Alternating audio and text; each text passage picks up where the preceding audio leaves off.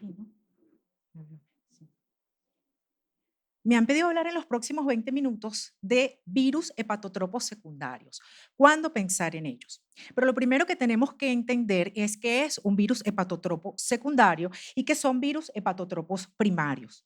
Los virus hepatotropos primarios son aquellos virus que tienen la capacidad de infectar y de replicarse directamente dentro del hepatocito y producir una citotoxicidad directa y un proceso inflamatorio específico en las células hepáticas.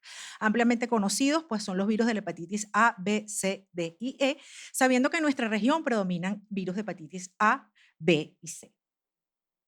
Mientras que los virus hepatotropos secundarios son aquellos virus que no tienen como blanco específicamente al hígado, sino que infectan a otras células, pero desencadenan una respuesta inmune capaz de liberar, activar linfocitos, liberación de citoquinas proinflamatorias, que son las que van a condicionar posteriormente el daño hepático.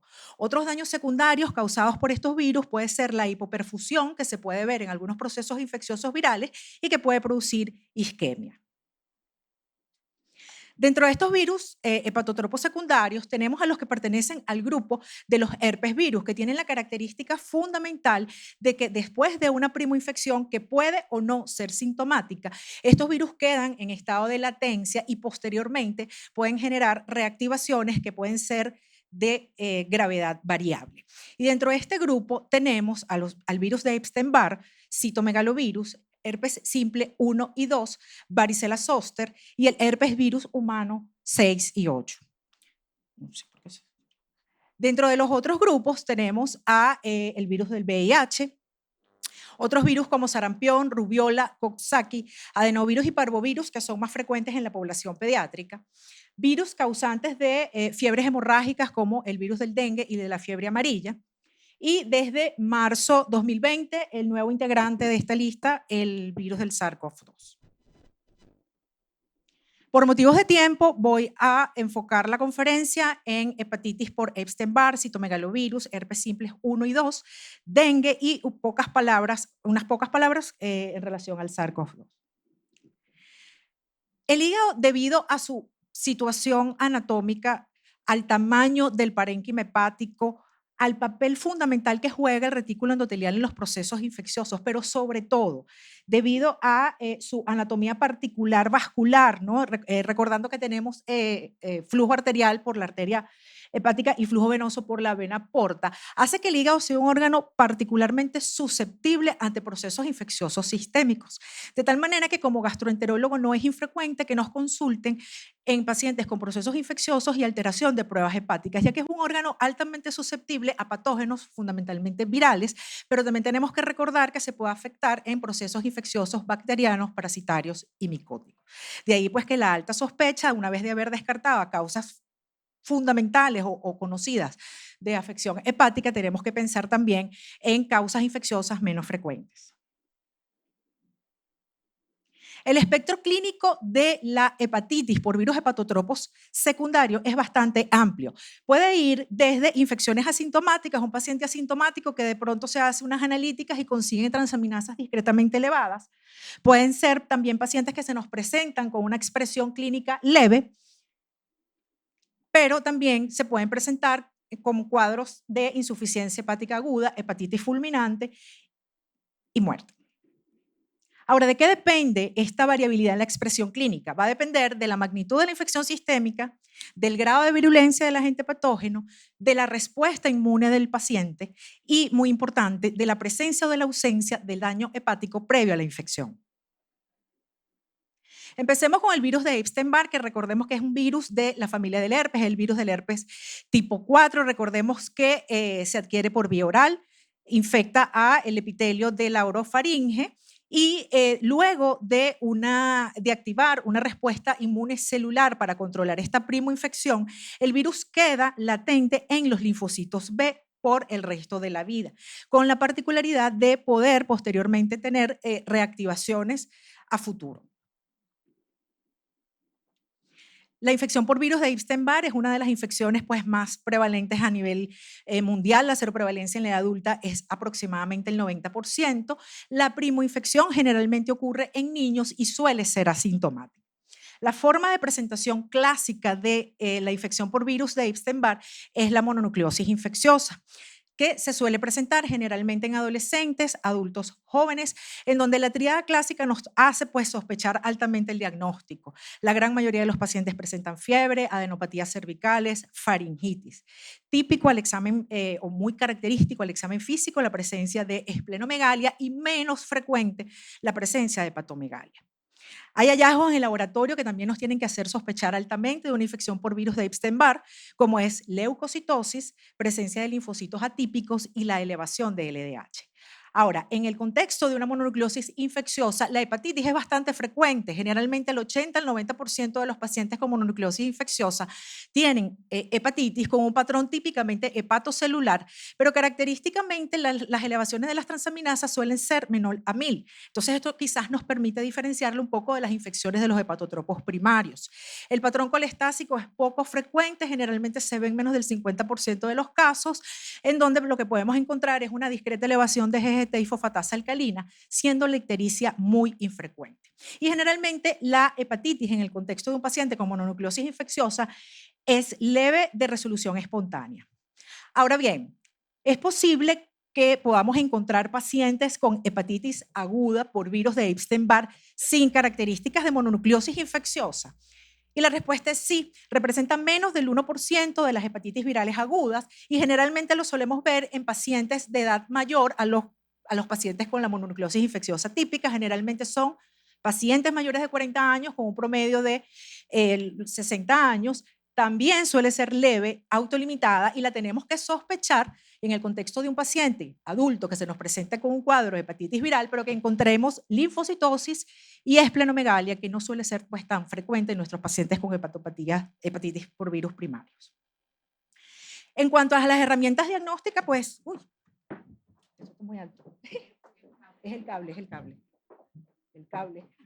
En cuanto a las herramientas diagnósticas, tenemos en primer lugar, los anticuerpos heterófilos. Fue la herramienta diagnóstica con la que contamos durante muchísimos años, típicamente pues conocida como el monotest o el monospot, que no es más que anticuerpos tipo inmunoglobulina G que se desarrollan con la activación policlonal del linfocito B. Sin embargo, estos anticuerpos heterófilos suelen presentarse no en fases tempranas. Entonces, cuando tenemos un paciente con sospecha clínica de mononucleosis infecciosa y estos anticuerpos están negativos, no nos excluye el diagnóstico. Ahora, si ellos están positivos dentro del contexto de un paciente con mononucleosis infecciosa, pues indiscutiblemente la especificidad va a ser muchísimo mayor.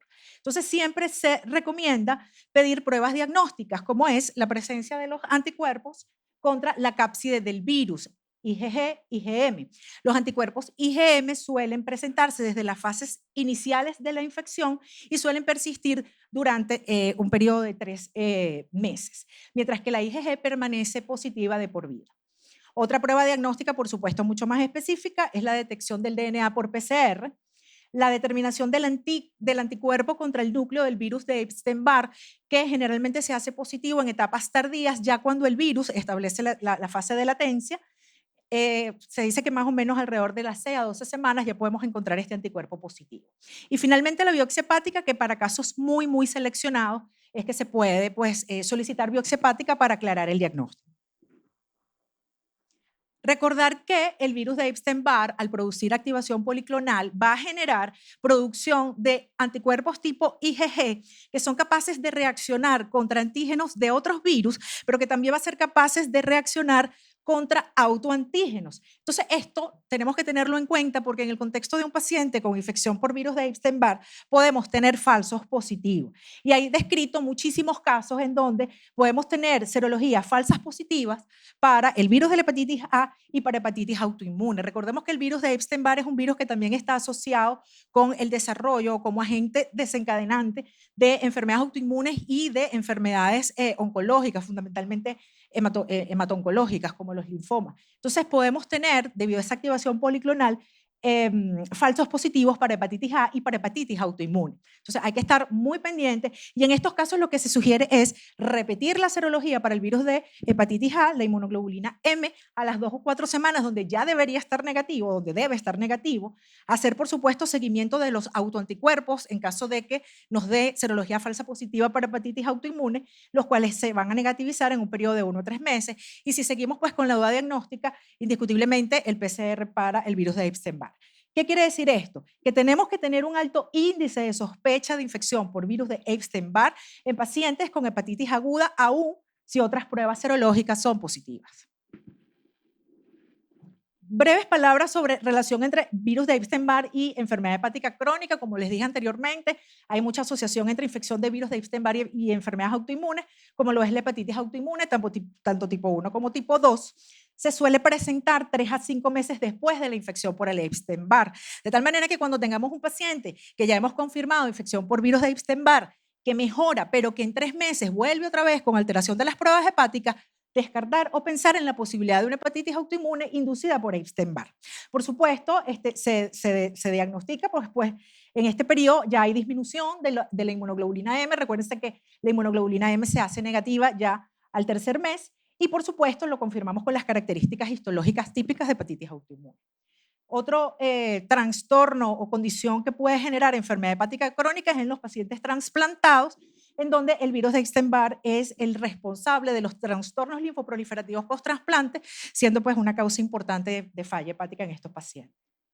Continuando entonces con el citomegalovirus, tenemos que es un virus que infecta a las células epiteliales y que luego se disemina a través de los monocitos, pero que tiene un tropismo muy amplio. Puede infectar células parenquimatosas del tejido conectivo, células hematopoyéticas, y eso hace que las infecciones por citomegalovirus generalmente sean infecciones diseminadas. Es también un virus de una incidencia pues bastante elevada, del 40 al 100% de la población general presenta infección y el cuadro clínico varía ampliamente dependiendo del estado de inmunocompetencia del paciente. Dependiendo si el paciente es inmunocompetente o si el paciente está inmunosuprimido, podemos tener una variabilidad clínica en estos pacientes. El paciente inmunocompetente generalmente es asintomático, menos del 10% pueden tener unas manifestaciones clínicas similares a la mononucleosis infecciosa. Generalmente son pacientes que tienen mayor edad que los pacientes que hacen infección por virus de Epstein-Barr. En ellos la tríada clásica no está presente solo la fiebre, pero las adenopatías cervicales y la faringitis suele no estar presente, pero es característica la esplenomegalia, la linfocitosis con presencia de linfocitos atípicos que nos puede hacer sospechar del diagnóstico. Generalmente en el paciente inmunocompetente, como dije, asintomático y con discreta elevación de aminotransferasas. Ahora, existe la posibilidad de tener hepatitis aguda clínicamente significativa en un paciente inmunocompetente? Y la respuesta es sí. Cuando se revisa la literatura, solamente se encuentran casos o reportes de pequeños casos de hepatitis en estos pacientes. En 26 estudios que se encontraron, que reportaron hepatitis en pacientes inmunocompetentes, solamente se encontró un total de 44 pacientes con hepatitis ictérica, con una media de bilirrubina de 5 y unas transaminasas entre 500 y 400 unidades por litro. En estos pacientes, como podemos ver, generalmente la manifestación fiebre, ictericia, mialgia, es decir, el contexto clínico de una hepatitis viral aguda en un paciente inmunocompetente en donde una vez descartados los hepatotropos primarios, a pesar de que el porcentaje no es importante y que hay pocos casos reportados en la literatura, tenemos que pensar en ello. El diagnóstico serológico mediante IgG e IgM con una alta sensibilidad y especificidad. Por supuesto, la determinación del PCR si tenemos laboratorios disponibles y si realmente pues vemos que hace falta, y la biopsia hepática en casos también muy, muy seleccionados. El contexto, por supuesto, varía totalmente en el paciente inmunosuprimido, específicamente en los receptores de trasplante, recordando que es la complicación infecciosa más común y la principal causa de rechazo en los pacientes trasplantados, y para eso existen protocolos de prevención y profilaxis específicos, los cuales no voy a detallar, en pacientes con VIH-Sida y en pacientes con tratamiento anti-TNF. y en pacientes con tratamientos anti-TNF. Generalmente, la hepatitis aislada en un paciente inmunosuprimido es rara. Generalmente se ve dentro del contexto de una infección diseminada, enfermedad tisular invasiva, donde está afectado característicamente el tracto gastrointestinal con esofagitis, colitis, etc. Son pacientes con fiebres prolongadas, inclusive con pancitopenia por supresión de médula ósea. Entrando ya en herpes simple, recordar entonces también que es un virus que se adquiere cuando hay contacto con las lesiones mucocutáneas, queda en estado de latencia en los ganglios nerviosos y de allí pues se puede generar posteriores reactivaciones. La hepatitis por el virus del herpes es una complicación poco común, sin embargo, con una mortalidad muy elevada, alrededor del 90%. La gran mayoría de los pacientes con hepatitis por herpes progresan a insuficiencia hepática aguda. Es más frecuente en mujeres embarazadas durante el tercer trimestre y en pacientes inmunosuprimidos. Sin embargo, también es posible tener infecciones por virus del herpes en pacientes inmunocompetentes. Y cuando se hacen revisiones, en esta revisión que se hizo, donde se hizo un análisis retrospectivo de todos los casos publicados en la literatura de hepatitis por herpes y también los casos institucionales de un centro de la Universidad de Chicago, se encontró que el 24% de todos los casos eran pacientes inmunocompetentes, es decir, que podemos tener aproximadamente en un 20-25% de nuestros pacientes hepatitis agudas por herpes. El síntoma de presentación prácticamente en la mayoría de ellos fue fiebre bastante elevada y característicamente o interesantemente 27% solamente tenían lesiones mucocutáneas, es decir, que la ausencia de lesiones mucocutáneas no nos debe hacer descartar la posibilidad de una infección por herpes. Característico también en estos pacientes la elevación importante de las aminotransferasas alrededor de los 4000 y por supuesto también hay signos de supresión de médula ósea con pancitopenia. Ahora, interesante en esta revisión retrospectiva, se encontró que más del 50% de las hepatitis por herpes se diagnosticaron en autopsias. Solamente 8% se diagnosticaron en base a criterios clínicos.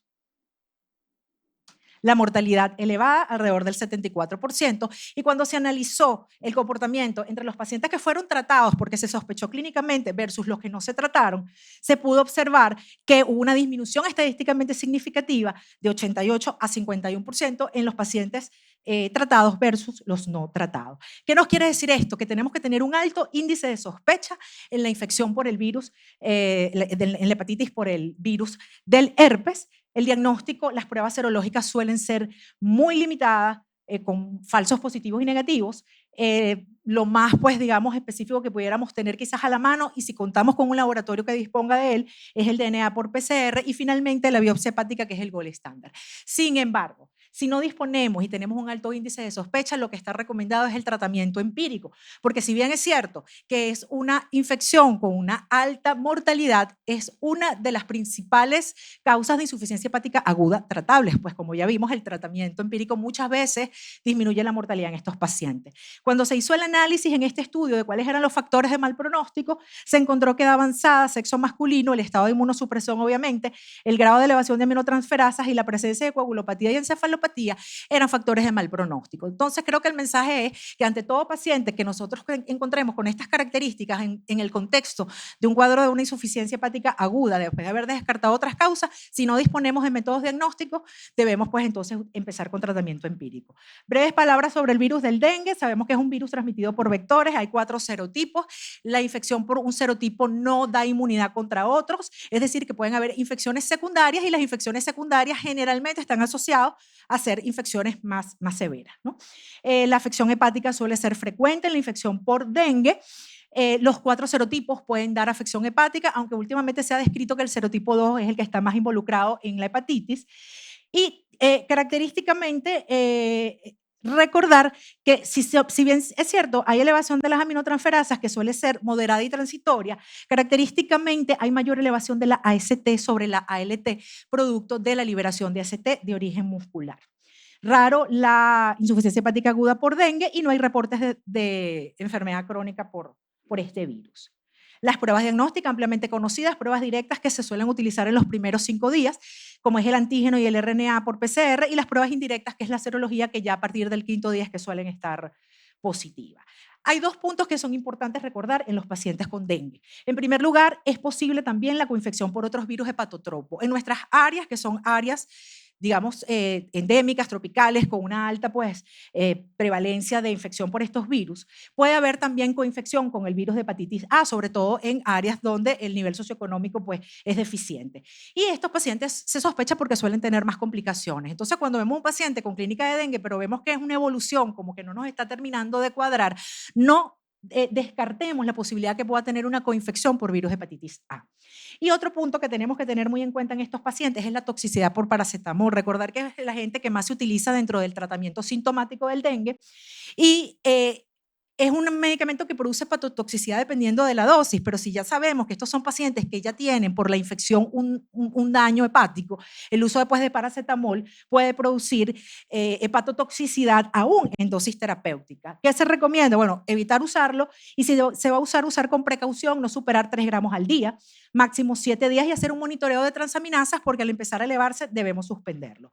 2 palabras del COVID-19. Es una manifestación extrarrespiratoria relativamente frecuente en estos pacientes, están involucrados diversos mecanismos y se suele ver una elevación leve a moderada de transaminasas. Los que tratamos pacientes con hepatopatía, pudimos ver cómo durante la pandemia era una de las principales causas de descompensación aguda en los pacientes con enfermedad hepática crónica. Entonces, respondiendo a la pregunta que hicimos al principio, ¿cuándo pensar en un virus hepatotropo secundario? Bueno, en un paciente con hepatitis, bien sea aguda o crónica, y que presente serología negativa para los virus hepatotropos primarios mediante las pruebas ya ampliamente conocidas por todos.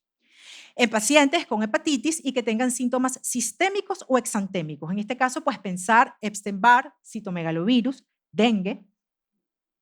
En pacientes inmunosuprimidos, trasplantados, VIH, uso de inmunosupresores, pensar en citomegalovirus y virus del herpes. En todo paciente que se nos presente con un daño hepático fulminante, descartar virus de hepatitis por herpes, en zonas endémicas, por supuesto, el dengue, y en todo paciente con enfermedad hepática crónica con descompensación aguda. Entonces, quiero finalizar haciendo una reflexión, y es que los virus hepatotropos secundarios siempre fueron considerados agentes oportunistas y hoy en día se sabe que tienen un rol cada vez más importante en el desarrollo de enfermedad hepática, tanto en pacientes inmunosuprimidos como en pacientes inmunocompetentes. De tal manera que necesitamos un alto índice de sospecha diagnóstica, importantísimo el manejo multidisciplinario de estos pacientes. Pensar en ellos no es una opción, es una necesidad clínica ante una incertidumbre diagnóstica, porque el hígado en silencio nos puede estar diciendo que detrás de todo lo que estamos viendo hay una infección oculta por alguno de estos agentes. Muchísimas gracias.